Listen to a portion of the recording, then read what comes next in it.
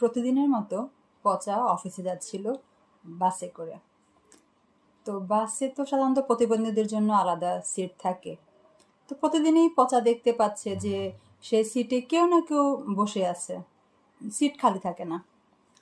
তো একদিন পচা অফিসে যাচ্ছিল এবং বাসে প্রচণ্ড ভিড় ছিল। তো সেই ভিড়ের মধ্যে দেখে যে প্রতিবন্ধীদের সিটের মধ্যে একটা বস্তা রাখা। এখন সামনে 5-6টা স্টপেজ যাওয়ার পরে সবাই চিল্লাচিল্লি শুরু করলো, এই বস্তা কার, বস্তা সরান, এখানে লোকজন বসবে, মানুষ বসতে পারে না, আর কেউ বস্তা রেখে দিচ্ছে। সাধারণত বাসে যা হয় আর কি, সেই একদম শোরগোল লেগে গেল।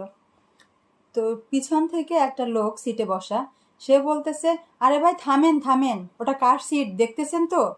সবাই বলে, কার সিট? বলে, লেখা দেখেন, উপরে দেখেন, প্রতিবন্ধীদের সিট।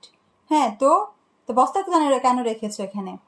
আরে বস্তার মধ্যে তো আম আছে, ল্যাংড়া আম, তাই প্রতিবন্ধীদের সিটে রেখে দিয়েছি।